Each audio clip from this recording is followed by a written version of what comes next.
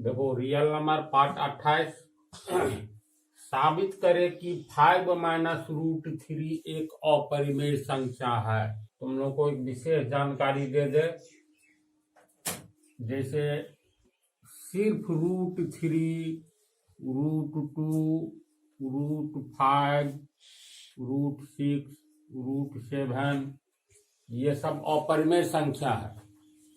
एक बात ये पढ़ा है ना, जो रूट के भीतर अभाज्य संख्या रहेगा तो ये हो जाएगा अपरिमेय संख्या, बोले है ना।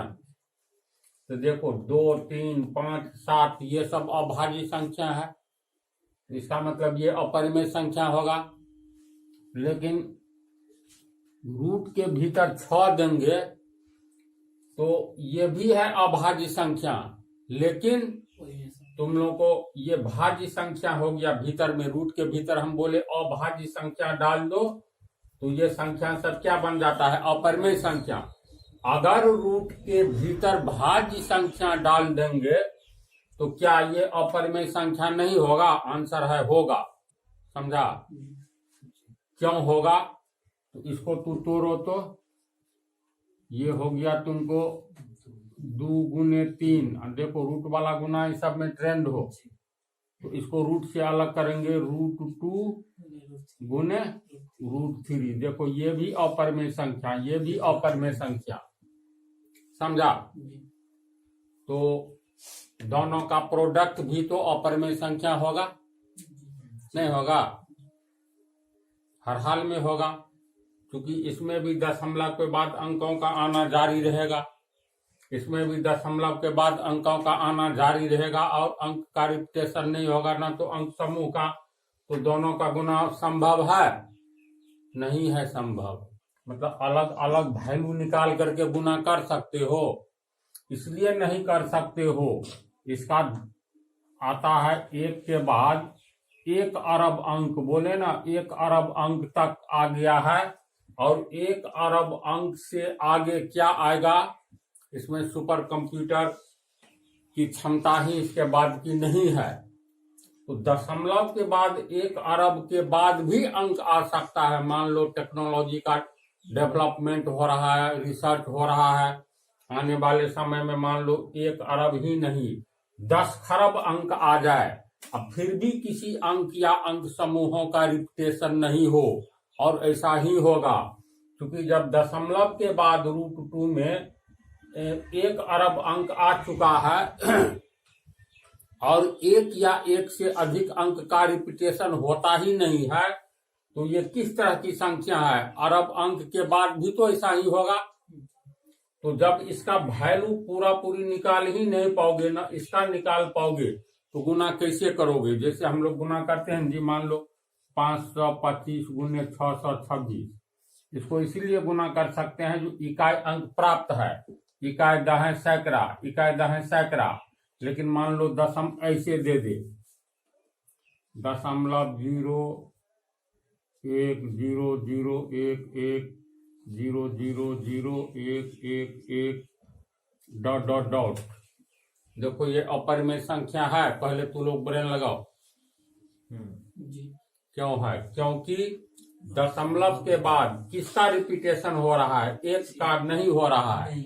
अगर 1 का रिपीटेशन होता तो हम लोग, या दशमलव के बाद 0 1 का हो रहा है, देखो तो दशमलव के बाद 0 1 का होता तो ऐसे लिखते, इसको तोड़ करके फिर लिखते 0.01010101 डॉट डॉट डॉट। देखो मिल रहा है?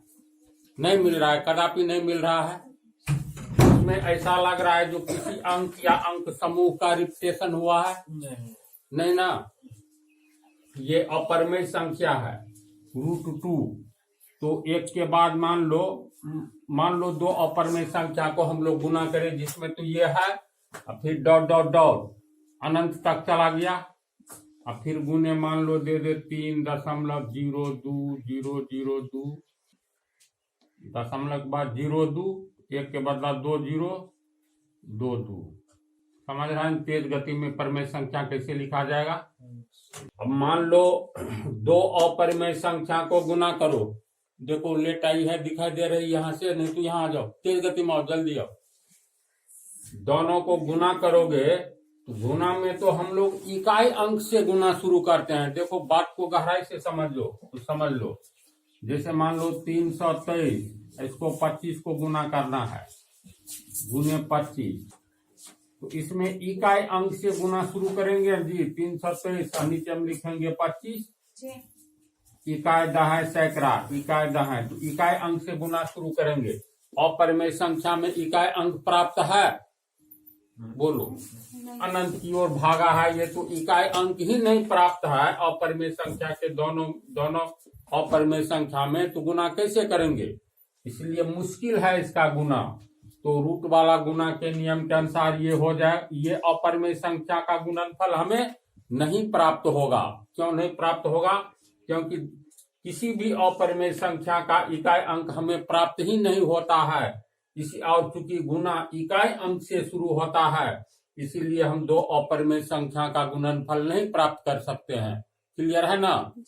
तब ऐसा कर सकते हो, ये भी अपरिमेय संख्या, ये भी अपरिमेय संख्या, तो दो अपरिमेय संख्या को गुना करोगे तो ये हो जाएगा रूट 2×6, ये भी अपरिमेय संख्या हो गया ना। तो इसका मतलब रूट 6, जब ये भी आम का ही रस है, ये भी आम का ही रस है, दोनों को एक ही गिलास में मिला देंगे तो प्रोडक्ट जो होगा वो भी आम का ही रस होगा, है ना। तो इसका हम लोग गुणनफल नहीं प्राप्त कर सकते हैं। इसका मतलब हुआ रूट 6 भी अपरिमेय संख्या है।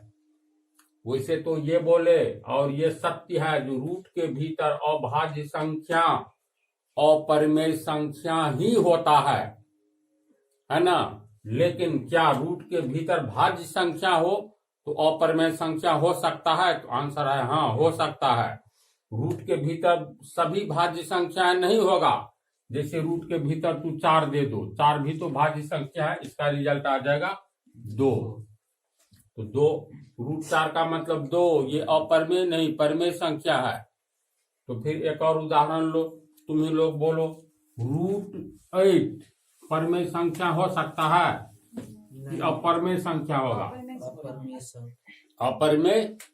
तो विश्लेषण अपने से कर लोगे ना, इसको तोड़ना है। रूट के भीतर 2 दूनी 4 दूनी 8, तो ये एक ठो 2 निकल गया, गुने जोड़ा में से 1 निकल गया, 1 अकेले रह गया। अब देखो ये 2 का गुना करोगे 1.1 अरब अंक जो आएगा तो इकाई अंक हमें प्राप्त होगा, 1 अरब के आगे भी आएगा, अनंत की ओर भागा है। तो जब इकाई अंक नहीं प्राप्त होगा तो इसको 2 से गुना कैसे करेंगे? हम लोग 2 से इसका गुना कर सकते हैं 1.33 का, क्योंकि इकाई दहाई सैकड़ा। गुना करने के लिए हमेशा इकाई अंक से शुरू करेंगे। यहाँ तो एक ही अंक है, इकाई अंक 2, लेकिन अपरिमेय संख्या में है इकाई अंक नहीं प्राप्त है, इसीलिए दोनों का गुणनफल, यानी ये जो हो गया तुमको, ये कहो 2√2 कहो या इसको √8 कहो, बात है बराबर है। तो ये √8 या 2√2 बोलो क्या है? अपरिमेय संख्या है। लेकिन यहीं पर कहोगे √9 है, नहीं है, इसका वर्गमूल निकल जा रहा है। फिर √10, इसको तोड़ो, √2 गुने √5, ये दोनों है अपरिमेय संख्या। तो अपरिमेय संख्या का गुणनफल भी अपरिमेय संख्या ही होगा, है ना। ये सब बेसिक चीज है, सबको जान गया ना। फिर ये बोलो, ये तो साबित करना है, लेकिन व्यवहार के रूप में देखो तो वास्तव में ये अपरिमेय संख्या है कि नहीं है। तो 5 में से √3 को घटाओ, अगर हमें 5 में से 2 घटाना है तो ये 3 होगा, है ना। या मान लो 25 में से 20 घटाएंगे तो 25 को ऊपर लिखेंगे, 20 को नीचे। देखो घटाओ का काम भी इकाई अंक से ही शुरू हो रहा है, ऐसे नहीं घटाते हैं 2 में से 2 गया 0, बाईं ओर से दाईं ओर नहीं। घटाओ में भी इकाई अंक का और जोड़ में भी इकाई अंक का ही प्रयोग होता है ऐसी बात। तो ऐसी स्थिति में 5 में से 0 घटाए 5 और 2 में से 2 गया 0, यानी 5 आया रिजल्ट। लेकिन मान लो 25 में से तुम लोगों को कहा जाए √2 घटाओ, तब 25 माइनस √2 का 1 अनंत मान आ रहा है। तो क्या इकाई अंक जब प्राप्त ही नहीं है तो 25 में से हम लोग मान लो 1 यहाँ भी दशमलव दे करके दशमलव पर आगे कितना शून्य दे, ये तो अनंत की ओर भाग रहा है, लेकिन अंतिम में इकाई अंक मिलेगा। यहाँ पर मान लो मिल गया, अंत हो गया तब न जी, ये तो अनंत की ओर भागा तो इकाई अंक प्राप्त ही नहीं है। तो हम लोग इसमें से 25 में से इसको कैसे घटाएंगे √2 को? √2 से प्राप्त मान में दशमलव के बाद अंत तो नहीं है, तो दशमलव के बाद कौन सा इकाई अंक लोगे? 1 अरबवां अंक को लोगे? नहीं। 1 अरब 1वां अंक को लोगे? नहीं। तो इसका अर्थ क्या हुआ?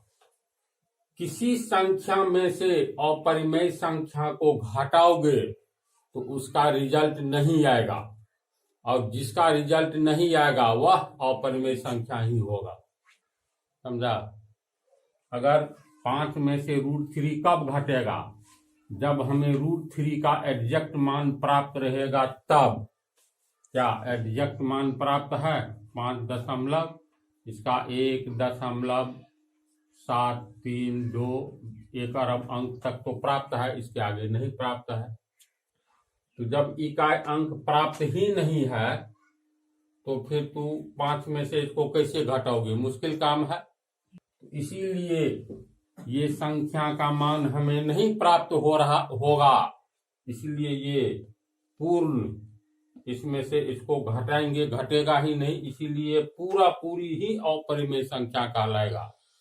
अगर जोड़ भी दे दे तो पर भी कहलाएगा, अगर मान लो गुना दे दे तो पर भी कहलाएगा, भागा दे दे तो पर भी कहलाएगा। समझिए? और लेट आई, सवेरे सवेरे दूध पी लिया करो और दौड़ते हुए आ जाओ। वर्मा जी नहीं आई? नहीं। तो अब इसको देखो, साबित करना है। इस टाइप का टोटल क्वेश्चन विरोधाभासी क्वेश्चन है, दिया रहेगा, साबित करे।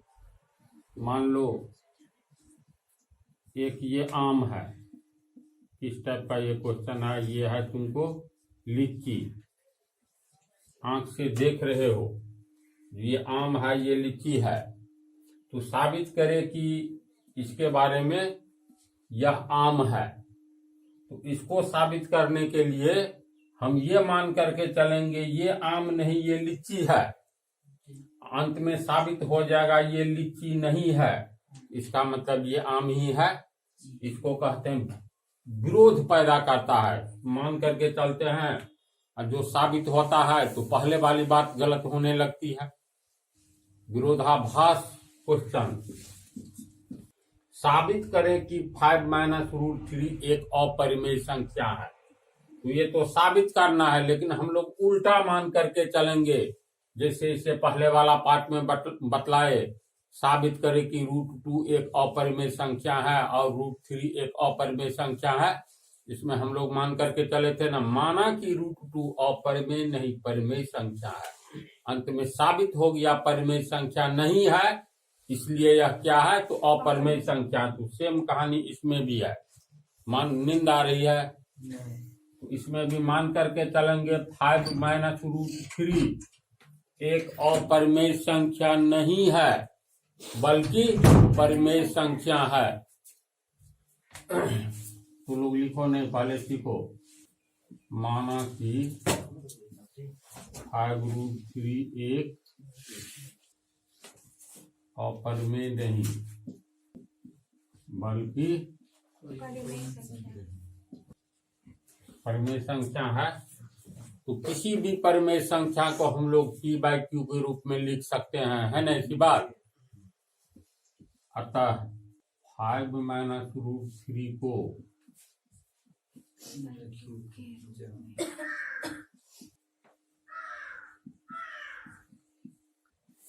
लिखा जा सकता है, यानी 5 माइनस √3 बराबर P/Q लिखा जा सकता है, जहां Q का मान शून्य नहीं होना चाहिए, जहां Q is not equal to शून्य। तो इसको हम लिख सकते हैं 5 माइनस रूट 3 बराबर पी बाई क्यू। और पी बाई क्यू में दोनों को प्राइम नंबर बनाना है, सह अभाज्य संख्या, यानी जो दोनों में कॉमन होगा इसको हम लोग निकाल लेंगे। हो सकता है पी का मान हो 15, पी का मान 15 हो और क्यू का मान हो तुमको 21, क्या? तो ऐसी स्थिति में 15/21 में हम लोग क्या निकाल लेंगे? तो 15 का अभाज्य गुणनखंड 1 तिया 3 पंचे 15, 21 का 1 तिया 3 सत्ते 21। तो दी गई संख्या को जो p बाई क्यू के रूप में होता है, जहां q बराबर 0 नहीं होना चाहिए, अर्थात किसी भी परिमेय संख्या को हम लोग को प्राइम नंबर में जब बदलना चाहते हैं तो इसके उभयनिष्ठ गुणनखंड को काटते हैं। ऐसे भी सीधे काटते हैं ना, 5 तिया 15 7 तिया 21। अभाज्य गुणनखंड के रूप में बदल करके कॉमन 3 कट गया। तो अब बोलो तो अब 1 गुने 5 बटा 1 गुने 7 रहा। ये 1 के अलावा ऊपर और नीचे अर्थात P एवं Q में कोई दूसरा अभाज्य गुणनखंड नहीं रहे तो ऐसी संख्या को हम लोग को प्राइम नंबर कहते हैं ना। तो इसको P बाई क्यू को अगर हम लोग P बाई क्यू 15/21 को काट करके 5/7 हुआ तो 5 का नाम रख दो M, इसका नाम रख दो N, अर्थात P बाई क्यू को हम लोग काट करके और ये कॉमन अंक उभयनिष्ठ अभाज्य गुणनखंड के रूप में जो ये दोनों उभयनिष्ठ है, कॉमन है, दोनों को निकाल लेते हैं तो हमें प्योर को प्राइम नंबर अर्थात सह अभाज्य संख्या 5/7 अर्थात M/N के रूप में प्राप्त हो रही है ना। तो लिखेंगे हम लोग यहाँ P बाई क्यू को प्राइम नंबर, यानी में बदलते हैं तो काट करके मान लो उभय कॉमन अंक काट करके मान लेते हैं M/N प्राप्त हुआ, तो M/N माना, यानी ये मान लिए हैं, प्राप्त होता है। समझ रहा है? ये तो तू लिख कह रहा है, पहले समझो ना। तो इसको हम लोग लिख सकते हैं, इसीलिए 5 माइनस रूट 3 परिमेय मान लिया है तो P बाई क्यू के रूप में लिखे और उभयनिष्ठ कॉमन और भाज्य गुणनखंड निकाले, तो ये हो गया M/N के रूप में। तो लिख सकते हैं आप, इसलिए 5 माइनस रूट 3 बराबर M/N, इतना लिख सकते हैं। चलो उतारो तुम लोग, इतनी बात को समझ गया? चलो देखो, अब यहाँ हम लोग को जो निकला है, क्योंकि 5 माइनस रूट 3 बराबर M/N ये आया है। इसको हम लोग ऐसा लिख सकते हैं, और 5 बराबर M/N प्लस रूट 3। इक्वेशन में कहीं कोई चूक नहीं न है, माइनस वाला को आगे ले जाएंगे तो प्लस होगा, इसको इधर ले आएंगे, इसको इधर देंगे। 5 माइनस M/N बराबर रूट 3 होगा, बोलो हो सकता है? नहीं होगा ही, इसीलिए रूट 3 बराबर 5 माइनस M/N। देखो साबित हो चुका है पिछले पार्ट में, जो रूट 3 एक अपरिमेय संख्या है। तो रूट 3 एक अपरिमेय संख्या है, तो जो किसके बराबर है? तो इतना के बराबर निकला है। M और N क्या है बोलो तो? सह अभाज्य संख्या है ना, M/N। तो ये संख्या में संख्या से ये परिमेय संख्या है, ये परिमेय संख्या है ना। वास्तव में क्यों है परिमेय संख्या? तो परिमेय संख्या को हम लोग लिखे थे P बाई क्यू के रूप में, याद करो, यही है। 5 - √3 को परिमेय संख्या माने तो p/q के रूप में ये शून्य नहीं है। इसी को काट करके ये एक संख्या हो गया। कौन सी संख्या? परिमेय संख्या, है ना। इसके रूप में लिख सकते हैं इसको परिमेय संख्या माने तो इसको काट करके कॉमन अंक हटा करके तब जो हम लोग को m/n प्राप्त हुआ तो ये भी तो परिमेय संख्या हो गया। तो अब 5 क्या है? परिमेय संख्या है। तो परिमेय संख्या में से हम लोग परिमेय संख्या घटा सकते हैं? नहीं घटा सकते हैं, क्योंकि दशमलव के बाद मान फिक्स रहता है जो कहां तक इसका मान आ रहा है। कोई भी परिमेय संख्या में से परिमेय संख्या घटा सकते हो ना आराम से, चाहे दशमलव वाला हो। 3/7 परिमेय संख्या है, इसमें से घटाना है 5/8 तो आराम से घट जाएगा। लघुत्तम लेकर के कुछ रिजल्ट आएगा ना। तो मान लो 8 × 3 = 24 और 7 × 5 = 35 और 7 × 8 = 56। ये हो गया 11 - 11/56। तो ये रिजल्ट जो आया है तो p/q के रूप में है, परिमेय संख्या है। किसी भी परिमेय संख्या में से दूसरे परिमेय संख्या को घटाएंगे तो रिजल्ट भी परिमेय संख्या ही होगा, अपरिमेय नहीं। समझा? तो 5 भी परिमेय संख्या है और m/n भी परिमेय संख्या है। तो परिमेय संख्या में से परिमेय संख्या घटाएंगे तो रिजल्ट के रूप में हमें परिमेय संख्या ही प्राप्त होगा। यानी इधर गया मीटर में।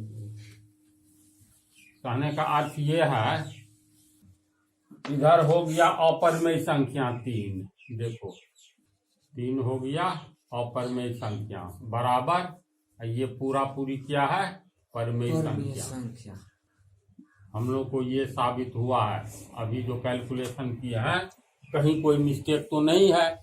तो क्या लड़का बराबर लड़की हो सकती है कभी? है? आदमी बराबर हाथी कभी हो सकता है? 2 बराबर 3 कभी हो सकता है? नहीं। लेकिन हम लोग तो साबित कर दिए हैं। इसका मतलब या तो हम ही लोग गलत साबित किए हैं और हम लोग गलत नहीं साबित किए हैं। अगर सही साबित किए हैं तो ये जो इसका सहअभाज्य रूप है न जी, ये असहभाज्य रूप है। और परिमेय संख्या में रिजल्ट जो आ रहा है, मतलब ये हम लोग को क्या साबित हो रहा है? अपरिमेय संख्या। ये सहअभाज्य में बदले अलग बात है, ये तो परिमेय संख्या ही है। हम लोग को जो अपरिमेय संख्या बराबर परिमेय संख्या का रिजल्ट आ रहा है, यह संभव ही नहीं हो सकता है। यह रिजल्ट इसीलिए आ रहा है क्योंकि हमने शुरू में ही गलत मान लिया है कि माना कि 5 - √3 एक अपरिमेय नहीं बल्कि परिमेय संख्या है। हम लोग यहाँ गलती मान लिए हैं, इसीलिए ये बात यहाँ गलत रिजल्ट आया है। शुरू में रोपे आम का फल, ये बबूल का वृक्ष, तो क्या हम आम का पाएंगे? बबूल का ही पाएंगे। जब हमने कहावत भी है न जी, रोपा फल बबूल का, आम कहाँ से पाए? बबूल का पौधा रोपोगे तो आम पाओगे? नहीं पाओगे।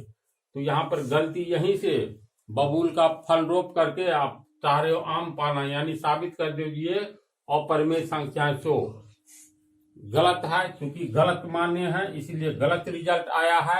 तो शुरू में ही हम लोग गलत माने हैं। क्या गलत माने हैं? तो माना कि 5 - √3 एक अपरिमेय नहीं बल्कि परिमेय संख्या है। तो ये हम लोग माने ही गलत है। इसका अर्थ है 5 - √3 परिमेय संख्या नहीं बल्कि अपरिमेय संख्या है। इसमें तर्क लिखना पड़ता है, समझा? तो इतना लिख करके तब लिखेंगे। चलो पहले इसको लिखे लो। तो इसमें तर्क जो लिखना है इसको हम लोग समीकरण 1 मान लेंगे, तब व्याख्या करने में बात लिखने में आसान होता है। समीकरण 1 वाला कथन लिखो। इसको समझ गया न तुम लोग? ठीक।